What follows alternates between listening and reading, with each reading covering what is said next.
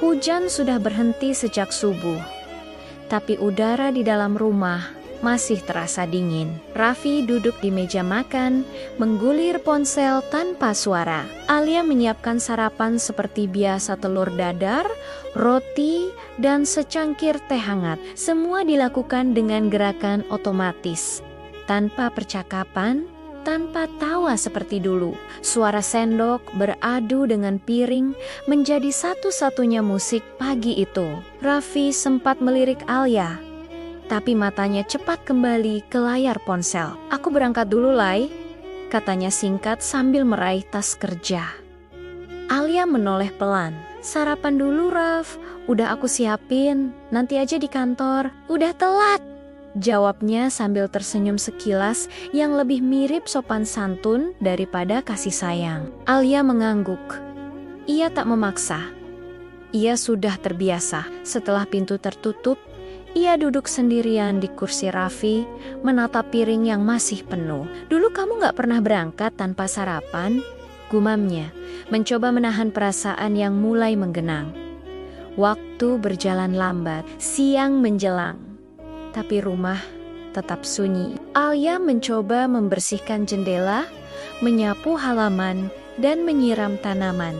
Namun, setiap kali ia lewat di depan pohon Kamboja, dadanya terasa berat. Dedaunan jatuh ke tanah, dan beberapa bunga mulai layu. Ia jongkok, menyentuh tanah yang lembab, lalu bergumam, "Kamu juga capek ya, kayak aku." Malamnya, Raffi pulang agak larut. Wajahnya tampak lesu, tapi di matanya ada cahaya aneh yang belum pernah Alia lihat sebelumnya, campuran antara cemas dan antusias.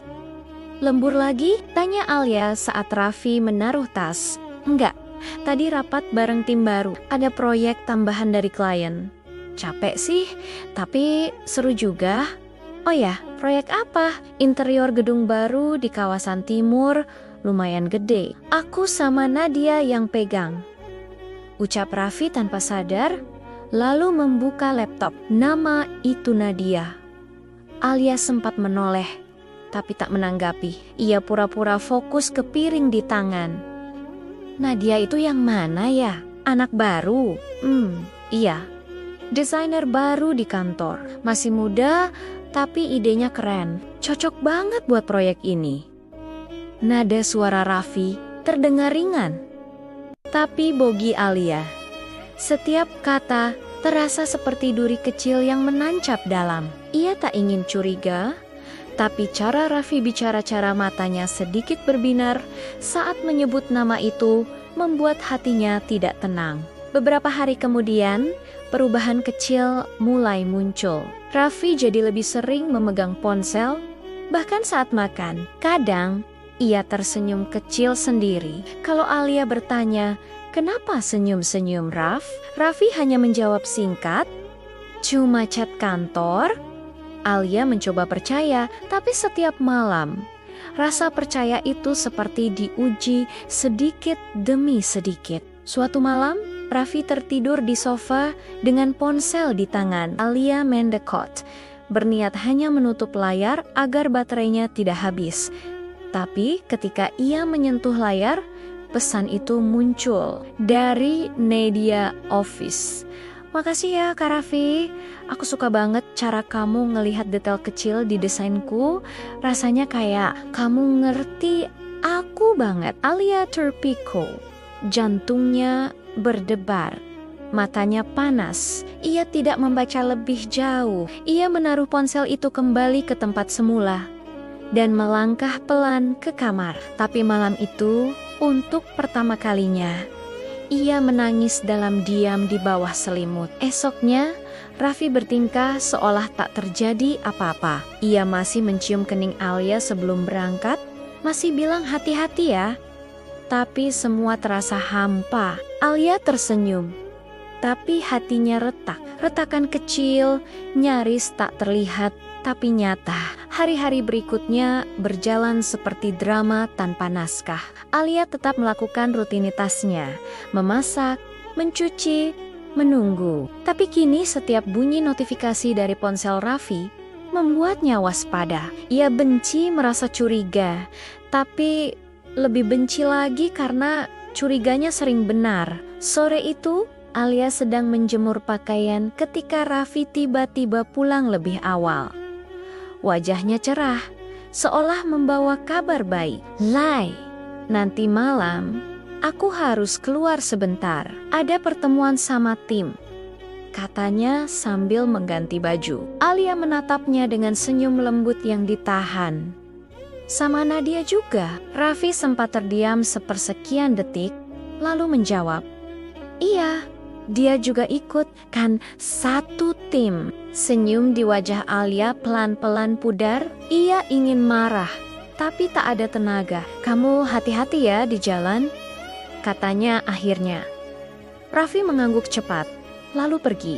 Begitu mobilnya hilang di ujung gang, Alia duduk di lantai teras, menatap ke arah pohon Kamboja yang kini kering di beberapa rantingnya. Ia merasa seperti pohon itu masih berdiri, tapi kehilangan hidup. Hujan mulai turun lagi malam itu. Di antara suara rintiknya, Alia menatap jam dinding.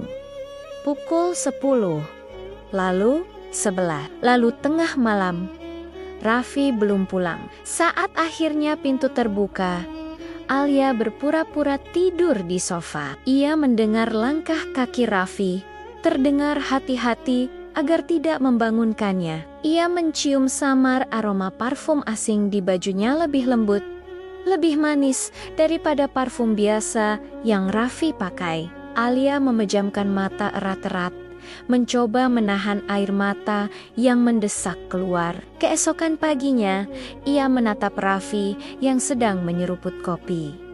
"Kamu semalam pulang jam berapa?" "Jam 12, lebih dikit. Rapatnya molor." "Oh, rapat ya?" jawab Alia pelan. Tak ada sindiran, tak ada nada tinggi, hanya kalimat sederhana yang menggantung di udara. Raffi menatap istrinya sejenak. "Kenapa sih? Kamu belakangan ini kayak beda." Alia menatapnya balik. Matanya lembut tapi tajam. "Mungkin karena aku udah gak tahu caranya ngomong tanpa takut kamu gak dengerin." Raffi terdiam. Ia menunduk, memainkan sendok di cangkir. "Aku sibuk, Lai. Aku cuma pengen fokus kerja dulu." Alia mengangguk. "Aku ngerti, Raf. Tapi kalau kesibukan bikin kamu lupa siapa yang kamu perjuangin dulu, terus kerja keras kamu buat siapa?" Tidak ada jawaban. Hening menelan mereka berdua. Hari-hari setelah itu berjalan seperti biasa, tapi di balik biasa itu banyak hal yang tidak lagi sama. Alia tidak lagi menunggu di teras saat Raffi pulang. Ia tidak lagi mengingatkan makan lewat pesan. Ia mulai terbiasa dengan keheningan. Dan keheningan itu, anehnya, malah membuat Raffi semakin jarang bicara. Rumah yang dulu mereka bangun dengan cinta, kini seperti panggung tanpa pemeran utama. Dindingnya masih berdiri kokoh, tapi hawa di dalamnya berubah. Setiap langkah terasa berat, setiap percakapan terdengar datar. Bahkan aroma masakan Alia yang dulu membuat Raffi betah pulang, kini hanya menjadi wangi nostalgia. Suatu sore, listrik sempat padam lagi. Alia duduk di ruang tamu, menyalakan lilin kecil seperti dulu. Tapi kali ini ia sendirian. Raffi belum pulang, dan mungkin tak akan cepat pulang. Di luar, langit bergemuruh. Di dalam, Alia menatap nyala lilin yang bergetar karena angin. Lalu berbisik pelan, "Aku masih di sini, Raf.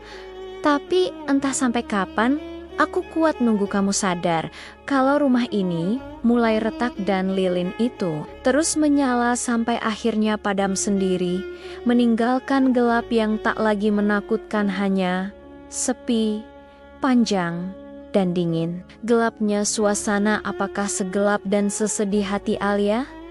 Dan bagaimana dengan sikap Raffi? Apakah akan berubah atau makin tak peduli? Penasaran dengan kisah selanjutnya? Simak terus di bab 3 ketika hujan turun lagi.